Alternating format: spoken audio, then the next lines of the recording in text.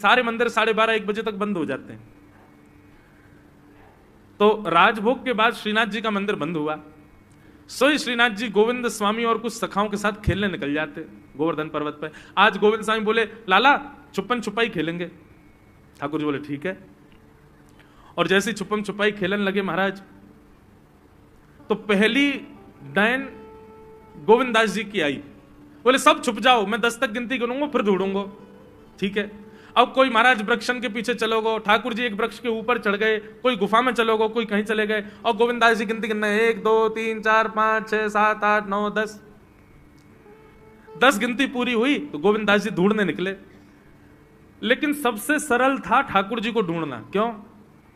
इतना इत्र लगाते हैं ठाकुर जी की जहां से भी जाते हैं वो जगह महक जाती पूरी। तो गोविंद दास जी क्या करते, सूंघते हुए चलते। जहां से भी चंदन की सुगंधी आ रही थी वहीं चल देते। वृक्षों को सूंघते, पृथ्वी को सूंघते, हर अंग से सुगंध आती है ठाकुर जी की। तो जहां चरण रखते हैं महाराज वो वर्षों तक सुगंधित रहती है। सोई गोविंदास क्या करते, 2 मिनट में ही जाते और ठाकुर जी के जिस वृक्ष पर बैठ जाते वहीं नीचे से जाके कहते थे, ठाकुर जी पकड़ लियो। ठाकुर जी के, गोविंदा मैं कितनों छुप जाऊं तुमको कैसे पकड़ ले।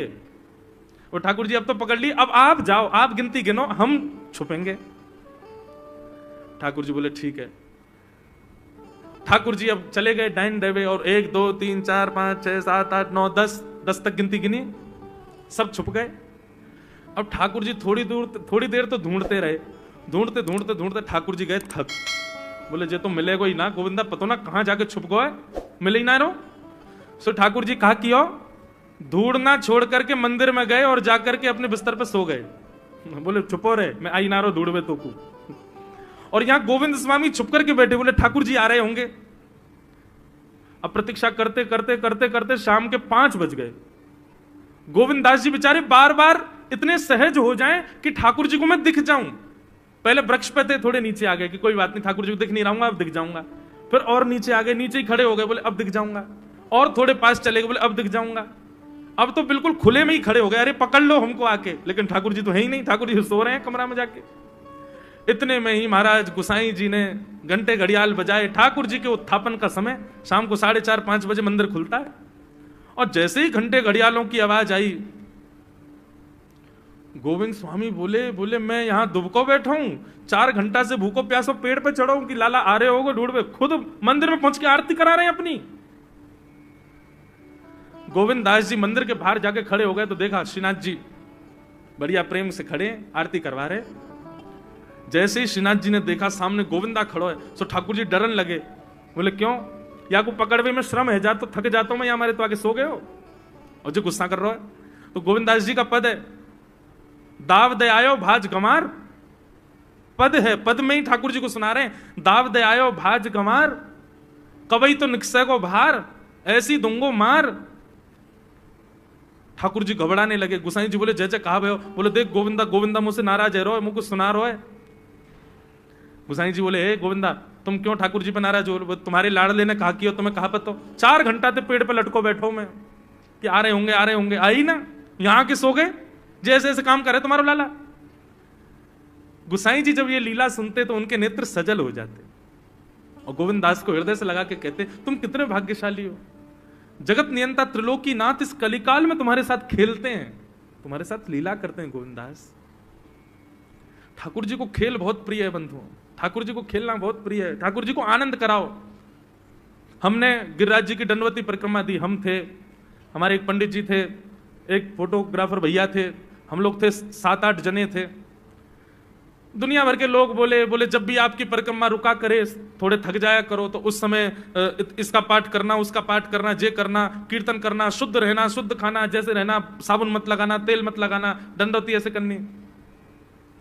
अरे हमने कही हम लोग दंडवती कोई मनोकामना के लिए नहीं कर रहे हैं। तो मैंने कि गिरिराज जी बेचारे अकेले बैठे रहे, सब लोग उनसे अपनी मनोकामना पूछते रहे, हम तो गिरिराज जी को हंसावे के लिए, उनको नचावे के लिए, उनको आनंद करावे के लिए, कछु दिना उनको आनंद उल्लसित करावे के काज दंडवती कर रहे हैं। और हम ऐसे ही करते थे, दंडवती करके जैसे हम थक जाते तो हम लोग कोई भजन कीर्तन नहीं करते, गिरिराज जी की तरफ मुख करके बैठ जाते और फिर चुटकुल्ला सुनाते गिरिराज जी को। बोले हंसाओ, ऐसी कछु बात कहो कि गिरिराज जी हंसे, फिर नाचते और ऐसा भाव रखते कि गिरिराज जी आपके संग नाच रहे हैं, आपको नचा रहे हैं। कछु भी भोजन की सामग्री लाते वहीं बैठ के खाते कंदरान में। क्यों? बोले गिरिराज जी हमारे संग खा रहे हैं, उनको सुख मिले, वो राजी रहे, ऐसे भाव। तो ठाकुर जी प्रेम में अपनी प्रभुता छुपाते हैं। भगवान सक्टासुर का वध किया। अब ठाकुर जी 1 वर्ष के हो गए। 1 वर्ष के ठाकुर जी जैसे ही भये तो महाराज नेक नेक ठाकुर जी उंगली पकड़ करके चलन लगे। धीरे धीरे अब ठाकुर जी बोलवे को प्रयास करें। 2 दतुइयां ठाकुर जी की निकल आई हैं, 2 दांत हैं बस। यशोदा मैया जैसे ही आज लाला को गोद में लेकर के घूम रही, तो ठाकुर जी यशोदा मैया को देखने लगे और धीमे से बोले मैया। ओहो, जैसे ही ठाकुर जी ने मैया बोली, यशोदा मैया के तो रोंगटे खड़े हो गए। बोले लाला दोबारा बोलिए, कहा बोलो? बोले मैया। यशोदा जी का प्रिय नाम है कन्हैया। मैया लाल जी को इसी नाम से पुकारती है। ठाकुर जी अब धीरे धीरे 3.5 वर्ष के हो गए और जैसे ही 3.5 वर्ष के भय महाराज, मानो जैसे उनके शरीर में स्प्रिंग एक्टिवेट हो गई हो। इतना ऊधम मचाते हैं, इतना ऊधम मचाते हैं, पूरी गोकुल की नाक में दम कर रखा ठाकुर जी ने। यशोदा मैया ने लाल जी को नूपुर पहना रखे। सवेरे जैसे ही ठाकुर जी उठते हैं, नूपुरों की आवाज आती है तो यशोदा मैया तुरंत रसोई घर से दौड़ के जाती है लाला के पास। लेकिन ठाकुर जी इतने चतुर हैं, यमुना तट पे जाते हैं और नूपुरों में बालू भर लाते हैं कि कल नूपुर आवाज नहीं करेंगे, सुबह उठ के हम घर से भाग जाएंगे कहीं और, मैया को पता ही ना चलेगी। ऐसा उधम मचा में श्री सुखदेव जी वर्णन कर रहे हैं। श्रृंग्यग्निडम शशि जल द्विज कंटकेभ्य क्रीडा परावति चलौ स्वसुतौ निषेधुम गुह्यानि कर्तुमपि यत्र न तज्जनयो गुह्यां सेकात आपतुरलं मनसो नवस्थान। सुखदेव जी वर्णन कर रहे हैं, राजन अब ठाकुर जी वो लीला कर रहे हैं जिस लीला पर देवताओं को भी विश्वास नहीं हो रहा है। ऐसी लीला ठाकुर जी कर रहे हैं कि किसी को भरोसा ही नहीं हो रहा कि जगत नियंता जगदाधार ये कर सकता है। बोले ठाकुर जी क्या करते हैं? बोले ये मत पूछो क्या करते हैं, यूं कह रहे हैं क्या नहीं करते। जो माता पिता अपने बालकों को बहुत उद्यमी समझते हैं, बहुत बड़ी कृपा है ठाकुर जी की कि आपके घर ठाकुर जी जैसे उद्यमी बालक नहीं है। ऊधमों के सिरमौर हैं ठाकुर जी। कैसा उधम मचाते हैं? बोले श्रृंगी। नहा धो करके ठाकुर जी सवेरे तैयार होते हैं, सबसे पहले गैयाओं के पास जाते हैं। मैया कहवे लाला नहा धो के सबसे पहले गैयान को प्रणाम करवे जा, गैयान को स्पर्श कर फिर कछु करियो।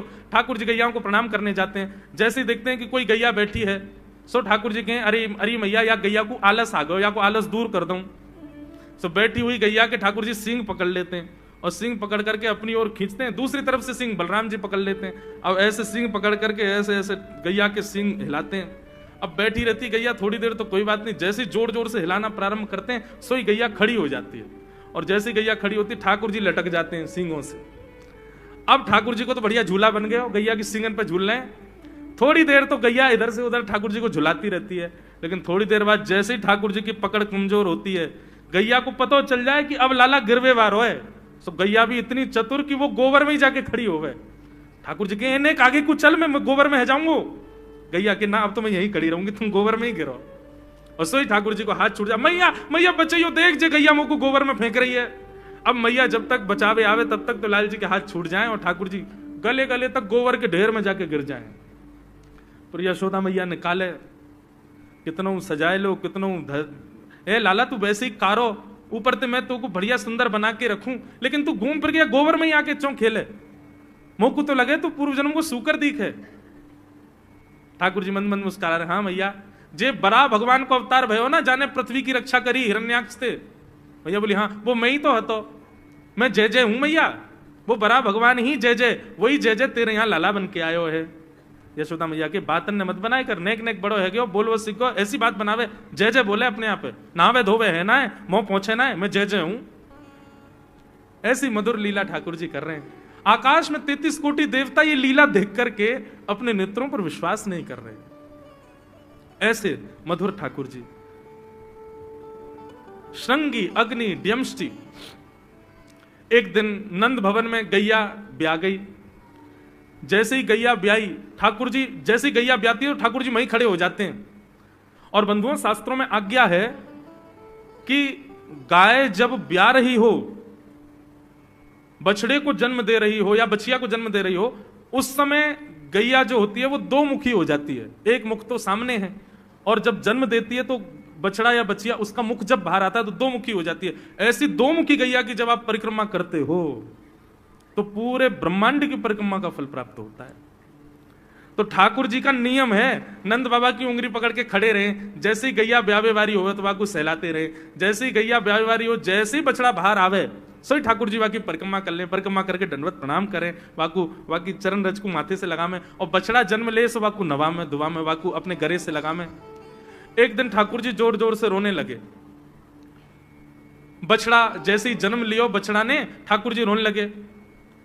नंद बाबा शांत करा में नहीं माने, बलराम जी ने शांत करायो नहीं माने। यशोदा मैया गोद में लेके बैठी, बोले लाला का भयो, तू रो क्यों रोए? बोले मैया मेरे संग बहुत बुरा भयो। यशोदा मैया बोली कहा भयो? बोले गैया के बछड़ा ने जन्म लियो।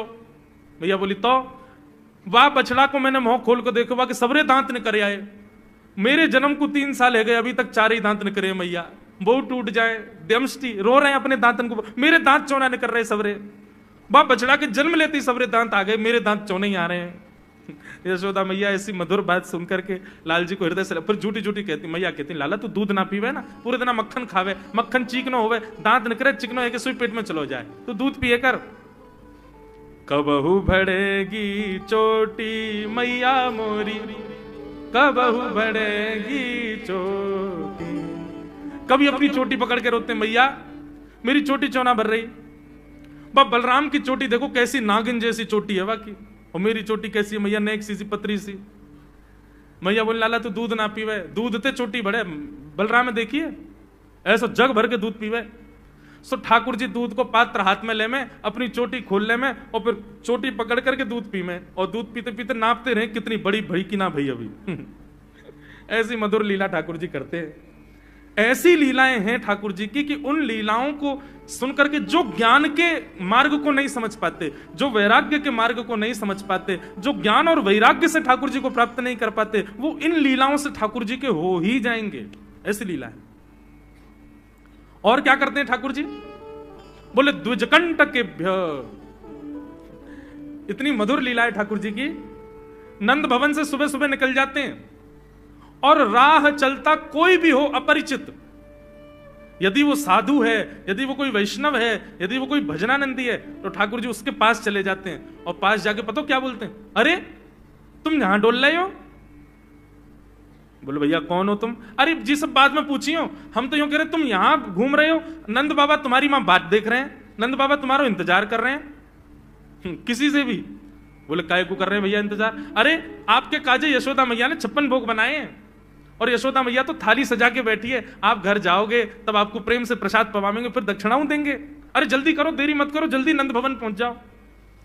रोज 150 से 200 अपरिचित वैष्णव संत साधु नंद भवन आते हैं, और सब आकर के कहते हैं यशोदा मैया आप हमारी प्रतीक्षा कर रही थी, लाओ प्रसाद पवाओ। यशोदा मैया बोली मैं कौन ने कही आपसे?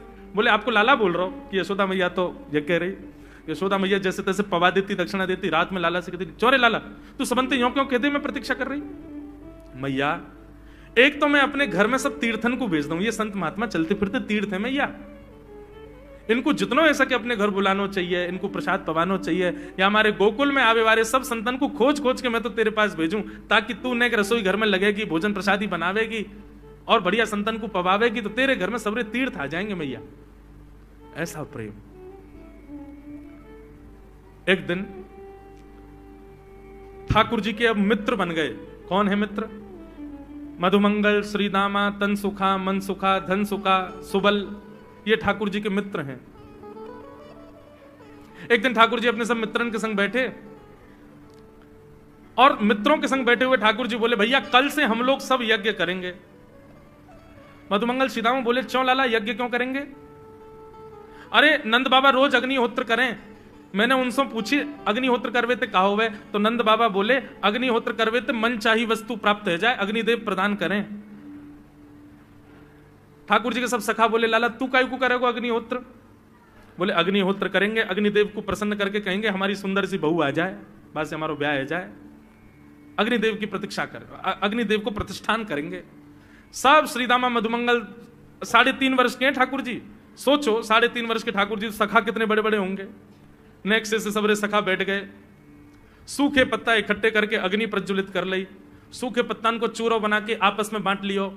ठाकुर जी आचार्य बन के बैठ गए और बोले सुनो, मैं मंत्र बोलूंगा और जैसे ही कहूं स्वाहा सबरे डालियो, और नेक भी यदि तुमने चूक करी ना, नेक भी मैंने स्वाहा बोली और तुमने नहीं डालो तो फिर मोते मत कहियो। यदि तुम्हारी पत्नी कांडी आ जाए, एक हाथ लूली आ जाए, लंगड़ी आ जाए तो समय पर स्वाहा करना पड़ेगा। सब ग्वाल बाल बोले जो कहे वो लाला सो करेंगे, तू करवा। ठाकुर जी ओम नम नम नम स्वाहा, सब स्वाहा, सब एक संग डालते हैं। सीधामा तू देरी ते डाले, देख लियो लंगड़ी आ जाएगी तेरी बहू, अग्निदेव को प्रसन्न करो। इस प्रकार ठाकुर जी सब ग्वाल बालों के संग खेलते हैं। ग्वाल बाल बोले लाला यज्ञ तो है गयो, अब ब्राह्मणन को भोजन के काजे बुलाओ, यज्ञ के बाद ब्राह्मण भोज होना चाहिए। सोई ठाकुर जी अपने सब ग्वाल बालों की उंगली पकड़ करके पूरे गोकुल में जाते हैं, ब्राह्मणों के घर जाकर के कहते हैं आज नंद भवन में बढ़िया उत्सव भयो है, बढ़िया यज्ञ भयो है, भोजन के काजे शाम को आपको परिवार सहित आनो है। सबन को निमंत्रण दिया मैं। अब महाराज नंद भवन से जब निमंत्रण आता है तो ब्राह्मण लोग ब्राह्मणी से कहते हैं कि आज चूल्हा मत जलाना। क्यों? अरे नंद भवन में भोजन की सूचना मिलती है तो 3 दिन से भूखे रहते हैं ब्राह्मण। क्यों? इतना खवाएंगे नंद बाबा, इतना खवाएंगी यशोदा मैया कि पेट भर जाएगा, 2 दिन तक भूख भी ना लगेगी, इतना भोजन करना पड़े। ए ब्राह्मणी चूल्हा मत जलाई, और सुन नमक को पानी और दे दे। नमक को पानी पी पी करके भूख बढ़ाते हैं अपनी। बोले शाम को जाएंगे और बढ़िया चकाचक महाराज 56 भोग पाएंगे। शाम का समय हुआ, सैकड़ों हजारों ब्राह्मण आकर के नंद भवन के बाहर खड़े हो गए। यशोदा मैया ने अटारी से जैसे ही देखा इतने सारे ब्राह्मण, यशोदा मैया उतर करके आई, बोली आओ भगवान पधारो, सबन को जय श्री कृष्ण, सबन को प्रणाम। जे बताओ आज मेरे द्वार पर आप सबन को एक साथ आने को कारण कहा है? किसी को निमंत्रण दे करके और फिर पूछो कारण क्या है, बड़ा अजीब लगता है। किसी को आपने बुलाया भोजन पे, वो बेचारा आ गया, फिर आपको बताओ भैया कैसे आए, कितना अजीब लगे। ब्राह्मण बोले मैया तुम हम तो पूछ रही हो या बात? अरे सवेरे तो भूखे प्यासे बैठे हैं, जल्दी भोजन पवाओ। आपके यहाँ यज्ञ भयो, यज्ञ की पूर्ण आहुति की प्रसादी पावे आए हैं, और कहीं क्यों आए हैं? यशोदा मैया बोली कौन सा यज्ञ, कब भयो यज्ञ, कौन सी पूर्ण आहुति? ऐसा कछुना भयो हमारे यहाँ, आप लोगों को कोई गलत जानकारी मिली है? कौन ने कही आपते? ब्राह्मणों के नेत्रों में आंसू आ गए। बोले मैया एक तो हम सवेरे से भूखे, ऊपर से ब्राह्मणी से मना और करे आए कि तू चूल्हा मत जलाइयो। ब्राह्मणी भी बात निहार रही है कि डिब्बा में लेके आएंगे हमारे काजे भी भोजन, खाली हाथ गए तो ब्राह्मणी डांटेगी अलग। मैया तेरो लाला सवेरे सवेरे आयो और सब ग्वाल बालन के संग आके हमसे कह के गयो यज्ञ भयो, यज्ञ की पूर्ण आहुति में भोजन करवे सबन को आनो है, हम तो यही मारे चले आए। यशोदा मैया बोली या लाला ते कैसे बचूं मैं, पूरे दिन कम से कम 2-2.5 हजार लोगों को निमंत्रण ऐसे ही देते रहे। यशोदा मैया बोली आपकी व्यवस्था करूं, लेकिन पहले या लाला को तो देखूं मैं, है कहां ये? नंद भवन के पीछे बगीचा में ठाकुर जी अपने सब ग्वाल बालन के संग खेल रहे। यशोदा मैया गई, जाकर के बुलाए, ए लाला, ओ कन्हैया यहां पे आ। ठाकुर जी ने जैसी देखी यशोदा मैया बुला रही है, लेकिन यशोदा मैया के संग जे कौन खड़े हैं? ए श्रीदामा मधुमंगल। बोले हाँ, ये तो सांची में आ गए सबरे ब्राह्मण, हम तो ऐसे खेल खेल में निमंत्रण दे के आए इनको। मैया बहुत मारेगी भैया, मैं अकेला नहीं जाऊंगा, तुम भी चलो मेरे संग, यदि मुंह में एक थप्पड़ पड़ो तो तुम मुंह पड़वाऊंगा, मैया बहुत मारेगी आज। और मधुमंगल श्रीदामा जबरदस्ती उनको हाथ पकड़ के ठाकुर जी ले गए। हाँ मैया बता, कहा कह रही? मैया ने कान पकड़ो, है रे लाला, ज्यो जो बड़ो है तो जा रहा हो, तेरे उधमन की सल ना पड़े। कहा क्यों तेने? बोले कहा क्यों मैंने, ये सब कौन है? मुझे का पता कौन है, मैं ना जानू मैया इन्हें।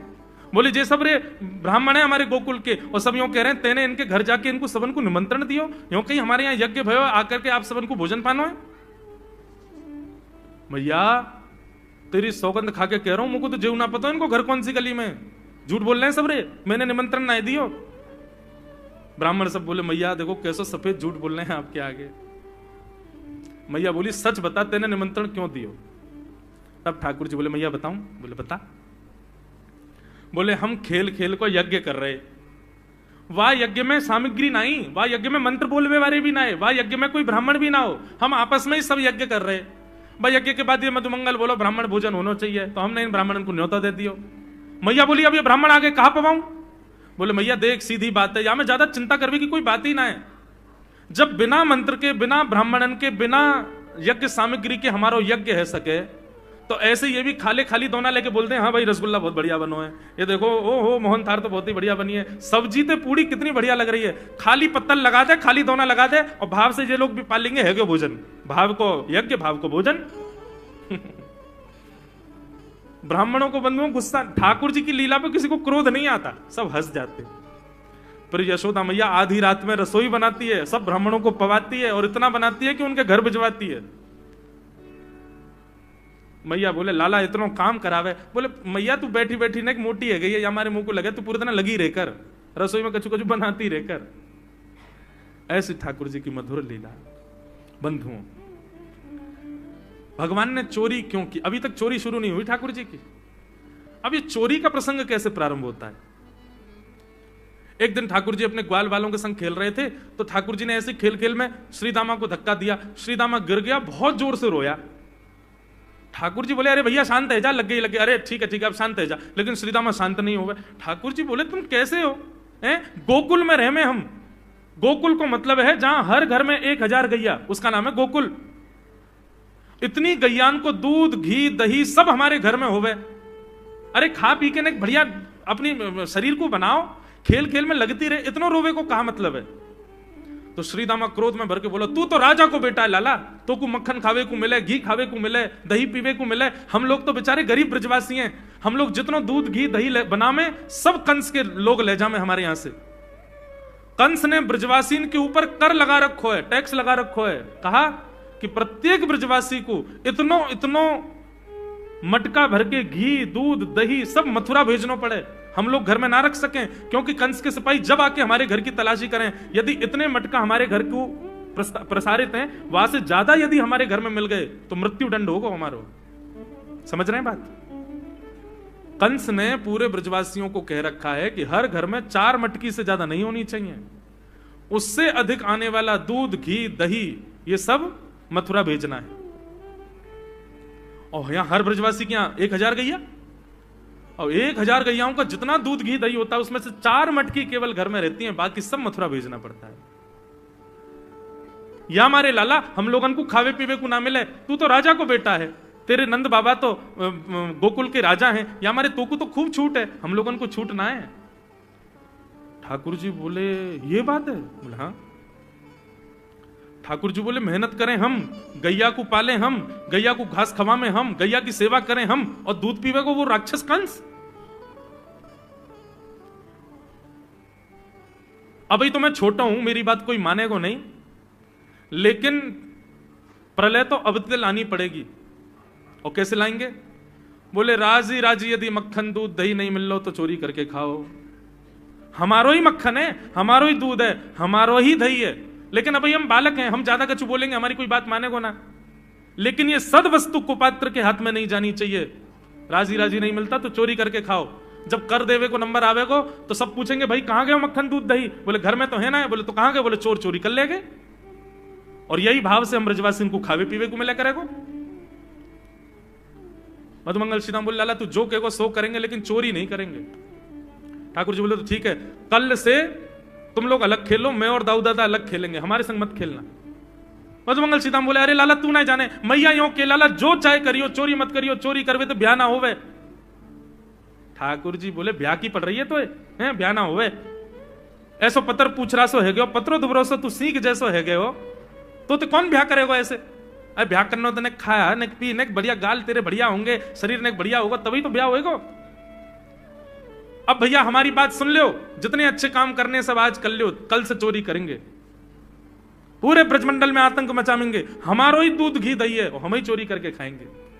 ठाकुर जी ने चोरी क्यों की? क्योंकि सारा गौरस बेवजह मथुरा भेजा जाता था और मथुरा से कंस पूरे भारत में वितरित करके खूब धन कमाता था। इस वजह से ब्रजवासी प्रताड़ित होते थे, क्योंकि गैया के लालन पालन में जितना खर्चा होगा सब करो ब्रजवासी, 4 मटका दही। अच्छा, प्राचीन जब ठाकुर जी पृथ्वी पर पधारे तब कोई व्यापार नहीं था, ब्रजवासियों पर एक ही व्यापार था, 2 व्यापार थे, या तो घी बेच के, दही बेच के, दूध बेच के धन कमाओ, या फिर खेती बाड़ी करके अनाज बेच करके धन कमाओ। वही तो व्यापार था। उसमें भी 4 मटके मिलते थे, 4 में से 3 को तो बेच देते थे, 1 में पूरा घर चलता था। यह हालत थी ब्रज की। इसलिए ठाकुर जी ने कहा कि भैया राजी राजी नहीं तो गैर राजी, हम जितने बाकी की मटकी मथुरा भेजे वाली उनको सबन को तोड़ फोड़ करेंगे, उनमें से मक्खन निकाल निकाल के खाएंगे, एक दूसरे को खवाएंगे, और सब यहीं रहेगो, मथुरा नहीं जाएगो कछु भी। इसलिए ठाकुर जी ने चोरी की। ठाकुर जी बोले प्रैक्टिस मेक्स मैन परफेक्ट। सबसे पहले प्रैक्टिस अपने घर में ही कर लें कैसे करनी है चोरी। सो अगले दिन ठाकुर जी सवेरे उठे और देखने लगे यशोदा मैया देख तो नहीं रही, और ठाकुर जी चुपचाप गए महाराज जहां पर सारे मक्खन दूध दही रखे, वहां पहुंच गए गौरस भंडार में। और गौरस भंडार में एक मटकी के ऊपर से ढक्कन हटाए करके जैसे ही ठाकुर जी ने हाथ बोर के पानो प्रारंभ किया, सामने एक खंबा था, उसमें मणि लग रही थी। आज पहली बार 3.5 वर्ष की आयु में ठाकुर जी ने अपना प्रतिबिंब देखा, पहली बार अपने आप को देखा दर्पण में। बंधुओं, बच्चों को शीशा नहीं दिखाते, छोटे बच्चों को तो दिखाते ही नहीं, और 3-4 वर्ष तक भी बालक को अपनी शक्ल थोड़ी देखता है वो। अब इसके पीछे कारण बहुत सारे बताए जाते हैं, परंतु हमें तो लाल जी से मतलब, लाल जी का क्या है। ठाकुर जी ने जैसे ही प्रतिबिंब में अपने रूप को देखा, अपने रूप को देख करके ठाकुर जी बोले, हो तू भी आयो यहां चोरी करवे। अपने आप से ही बात कर रहे हैं ठाकुर जी। अरे मैंने कही तो हती अपने अपने घर में चोरी करनी है, तू दारी के मेरे घर में आगो चोरी करवे। ठाकुर जी अपने प्रतिबिंब से बात कर रहे हैं। अब गौरस भंडार में ठाकुर जी की आवाज गूंज रही थी, और वो गूंजते हुए रसोई घर में जा रही थी। रसोई में मैया ने सुनी, बोले लाला कहां ते बोल लो है, उठ गयो कन्हैया, मुझको पतो भी ना चली, नूपुरन की आवाज ना आई। मैया दौड़ करके गई तो देखा ढूंढते ढूंढते गौरस भंडार में ठाकुर जी अपने प्रतिबिंब से बात कर रहे हैं। कितनी सुंदर झांकी है ठाकुर जी की। ठाकुर जी मक्खन पा रहे हैं। बोले अच्छा अब आ तो गयो है यहां पे, लेकिन सुन चुपचाप चोरी करके भाग जाइयो, मेरी मैया बहुत मारेगी तो को। बाकू यदि पतो चल गई तू चोरी कर रहा है तो को उखलते मान देगी, मेरी मैया बहुत मारेगी। चुपचाप चोरी कर और निकल ले यहां से। ठाकुर जी चोरी की बात कर रहे थे, यशोदा मैया ने पीछे से सुनी, लाला ओ कन्हैया। ठाकुर जी घबरा गए, मैया कैसे आ गई। हाँ मैया, कौन सी बात कर रहे हो तू। अरे मैया देख हमारे घर में चोर घुसायो है। अपने प्रतिबिंब को दिखा करके ठाकुर जी कह रहे हैं, देख मैया हमारे घर में चोर घुसायो, जे चोरी कर रहे हो हमारे यहाँ के मक्खन की, तो मैया को पकड़वे आयो हूं। नन्हे से गोपाल जी, बहुत मधुर लीला। मैया हंस भी रही है और क्रोध भी कर रही। बोले अच्छा जो चोरी कर रहे हो। बोले हाँ। चल याकू तो मैं पकड़ लूंगी, लेकिन जे बता तेरे हाथ में मक्खन कैसे लगो, तू तो याकू पकड़वे आयो ना। अब मैया याकी मैं कहा बताऊं, तेने मेरे हाथ में पद्मराग के ऐसे ऐसे बढ़िया कंगन पहना रखे हैं, कड़ूला पहना रखे हैं सोने के। जब मैं धूप में निकलूं ना तो धूप की किरण से मुंह को बहुत जलन है जाए हाथ में। तो कल मेरे सखा मधुमंगल ने मुझसे कही, बोले लाला जे जलन तेरी दूर रह जाएगी, तू मक्खन में हाथ बोर लियो अपनो, सो तेरी जलन दूर रह जाएगी। या हमारे भैया जलन हटावे के काजे मैंने हाथ बोरो है। भैया बोली अच्छा चल लाला, यहां तो तेरे जलन है रही और यहां मक्खन कैसे लगो। ठाकुर जी बोले मैया मैं अपनी जलन दूर कर रहा हूं। इतने में जन कहां एक मक्खी आके मेरे मुंह पे बैठ गई। बाकू उड़ावे के काजे मैंने जैसे मुंह पे हाथ किया, सो मक्खन मेरे मुंह पे लग गो। मैया बोली लाला तू चोरी भी करन लगो और अब झूठ भी बोलन लगो मुझसे। मैया ने गोदी में बैठा लिए लाला। बोले लाला तू चोरी नहीं करेगो, तू मेरी सौगंध खा, तू आज के बाद चोरी नहीं करेगो। ठाकुर जी बोले नहीं करूंगा मैया, लेकिन एक वचन दे। बोले कहा चाहिए वचन में। बोले पहले वचन दे, जो मांगूंगा सो देगी। मैया बोली जो मांगेगा सो दूंगी, चोरी छोड़ दे। बोले सौ खाऊं पर घर ना जाऊं मैया, अब ना करूंगो चोरी, अब ना करूंगा मैया। पर सांची कह कब लावेगी मोकू तू दुल्हन गोरी। मैया मैं चोरी छोड़ दूंगा, आज तो ही बंद, पर जो बता मेरा ब्याह कब करावेगी। मैया बोली लाला तू अभी नेक सो तो है, छोटो सो तो है, नेक बड़ो है, जा फिर तेरा ब्याह कर दूंगी। और ये ब्याह ब्याह की तो कौन सिखावे तो को ब्याह की बात? बोले मैया ये श्रीदामा मोकू भरतो रहे पूरे दिन, तू ब्याह कर ले, तेरी उम्र है गई, बुढ़ापा आ जाएगा। मैया बोली आप मधुमंगल है तो मैं बताऊंगी, है 3.5 बरस के छोरा तो कह रहा बुढ़ापा आ जाएगा। अभी अभी खड़ो है वो सीखो, अभी बोलना सीखो, यानी दांत भी पूरे न आए और ब्याह की बात करे। बोले मैया मैं यूं थोड़ी कह रहा हूं, मुझको बड़ी बहू लिया, छोटी सी लिया, इतनी बड़ी लिया कि जेब में धर के मैं गैया चरावे चलो जाया करूं, ऐसी बहू लिया मुझको। मैया बोली कैसी बहू चाहिए तो को बताइए ने, और तू जाने बहू कौन थे के? मैया बोले हाँ मैं जानू। ठाकुर जी बोले मैं जानू मैं बहू कौन थे के? बोले जैसे नंद बाबा की तू बहू है ऐसी मेरी बहू आ जाएगी। बहुत मधुर लीला है, ऐसी ठाकुर जी लीला करते हैं। ठाकुर जी ने ग्वाल बालों से कहा भैया मिशन फेल हो गया, घर में तो चोरी नहीं कर पाए हम, अब दूसरे इनके घर में दावे बोलो। एक दिन महाराज ठाकुर जी का जब आतंक खूब बढ़ गया गोकुल में, सब गोपियों ने जाकर के मैया से शिकायत करी है। वत्सान मुंचन क्वचित समय क्रोश संजात हास स्तेयम स्वाद्वद्धदिपयः कल्पितैस्तेययोगै मरकान भोक्षण विभजति सचेन नात्रिभाण्डं भिनत्ति द्रव्यालाभे सग्रह कुपितो यात्युपक्रोशतोकान। सब गोपियों ने जाकर के मैया से शिकायत करी, बोले मैया अपने लाला को संभाल लियो, नहीं तो कावदना हम देख लेंगी और फिर हमसे मत कहियो कि तेने मेरे लाला से यूं क्यों कही। मैया बोली कहा क्यों मेरे लाला ने? गोपी बोली ये बस सुन लो और यूं बताइयो कहा ना करे तुम्हारो लाला। देख वे मैं 3.5 बरस को है, बाकी पेट में इतनी बड़ी बड़ी दाढ़ी है बाकी, मतलब नंद रानी तेरो लाला जबर भयोरी, मेरी मटकी उलट के पलट गयोरी, नंद रानी तेरो लाला जबर भयोरी।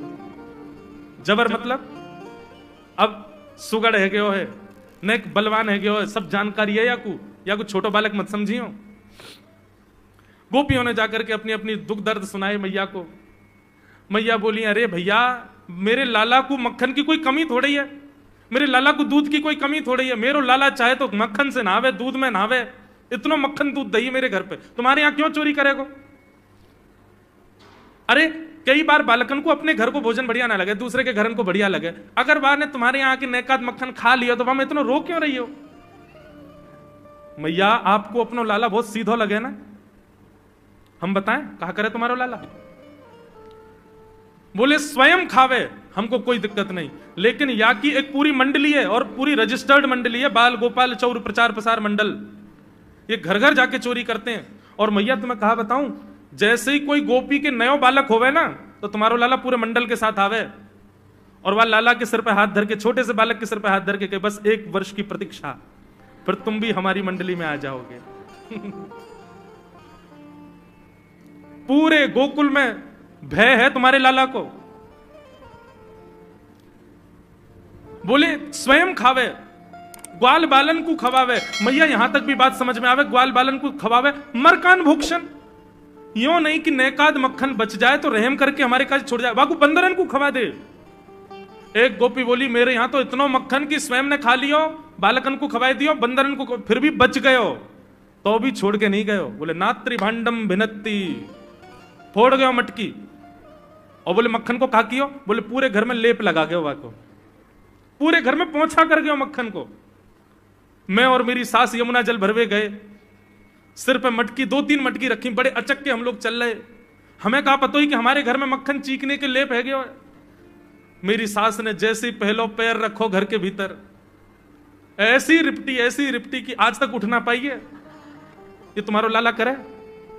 नात्री भांडम भिनत्ती। यशोदा मैया आश्चर्यचकित होकर सुन रही है, बोले ये नेक्सो लाला ये करे? बोले हाँ मैया। एक गोपी बोली मैया अगर चोरी करे तो दिक्कत, और यदि किसी कारण से हमने लाला को रोक दियो, चोरी नहीं कर पायो हमारे घर, तो हमारे रोने क्यों? बोले चूल्हा में ते कोयला लेके आवे और वह घर के बाहर एक हवा बना जाए और यूं के अब जब तक या घर से मक्खन नहीं मिलेगा या के घर के लोग भूखे रहेंगे और इन लोगों को भोजन छुड़वाने की जिम्मेवारी हमारी। बोले कहा करे फिर? बोले मैया भोजन बनना होगा, चूल्हे पे भोजन रखो रहे, तो ग्वाल बाल सब ताकते रहे कब भोजन बनने को समय आवेगो। जैसे ही कछु और काम करवे के काजे गोपी नेक उठ के जावे तो कहो तो बाकी कढ़ैया में खूब सारो पानी डाल जाएंगे, सब्जी ना बन पावेगी, आटे में नमक फेंक जाएंगे। एक गोपी बोली मेरे यहां जो कियो वो तो कोई के यहां ना कियो होगो। बोले कहा? बोले मेहनादी निवास्तव, मेहनादी निवास्तव। क्या किया? बोले मैया 3 दिन तक प्रयास कियो तुम्हारे लाला ने, मेरे घर से चोरी नहीं कर पायो। तो टेढ़ी सी नजर करके बोलो कल तेरे घर में सब लोग भूखे रहेंगे, भोजन ही नहीं बनेगा तेरे यहां। मैंने कि लाला चल बात मत बना, भग जाए यहां चल। और मैया माने वो कर दियो। बोले कहा कियो? बोले सवेरे सवेरे ब्रह्म मुहूर्त में हम लोग अन के उठवे से पहले तुम्हारो लाला आ गयो, और कोई पहले बंधुआ रसोई कोई अंदर कमरे में नहीं, चौक में ही चूल्हा, वहीं बैठ करके सब बनाते खाते। बाहर चौक में चूल्हा के ऊपर आके बैठ गयो, अपनी धोती वोती उतार दई और सब वहीं करे आयो। मैं अनादि निवास्तव। ये बात जैसे ही यशोदा मैया ने सुनी, बोले नहीं नहीं नहीं नहीं, झूठ बोल रही हो, मेरो लाला ऐसा ना कर सके। परीक्षित जी कथा सुनते सुनते बोले जय जय सुखदेव जी, क्या ये सत्य है? ठाकुर जी ने ऐसा किया? सुखदेव जी कहते हैं कुछ बातें सत्य हैं, कुछ गोपियां जबरदस्ती लगा के बोल रही हैं कि कहीं मैया डांटवे के काजे लाला को हमारे सामने बुला दे और हम लाला को दर्शन कर लें। ये गोपियां उल्हाने लेकर के लाला को देखने आई हैं। इनमें से कुछ बातें तो सत्य हैं, पर ये सब बातें इतनी सत्य नहीं है। ये सब तो जबरदस्ती गोपियां बोल रही हैं। क्यों? ताकि मैया नाराज हो जाए और लाला को हमारे सामने अभी डांटे तो रूठे भय लाला को मुख हम देख लेंगे। बहुत सारी लीलाएं हैं, मैंने कई तो अभी बताई नहीं है। इतने मधुर मधुर लीला ऊधम करते हैं ठाकुर जी। इस प्रकार ठाकुर जी पूरे ब्रजमंडल में गौ रस को चोरी करते हैं। वास्तव में मक्खन नहीं, ब्रजवासियों के मन को चुरा रहे हैं ठाकुर जी। सबकी एक ही आशा है, श्री कृष्ण श्री कृष्ण श्री कृष्ण। सुबह से शाम तक पूरा ब्रजमंडल केवल कृष्ण को देखने के लिए जीता है। ऐसी ठाकुर जी की मधुर लीला। एक दिन ठाकुर जी ने कोई लीला के माध्यम से घर की मटकी फोड़ दी, तो मैया ने पकड़ के ठाकुर जी ऊखल से बांध दिए। जैसे ही मैया ने ठाकुर जी ऊखल से बांधे, मैया तो चली गई, ठाकुर जी खिसक खिसक के आगे गए और 2 वृक्षों के बीच से जैसे निकले, स्पर्श करते ही दोनों वृक्ष टूट के गिर गए और कुबेर के पुत्र नलकुबर और मणिग्रीव प्रकट हो गए। दोनों ने भगवान की स्तुति गाई कि वाणी गुणानुकथने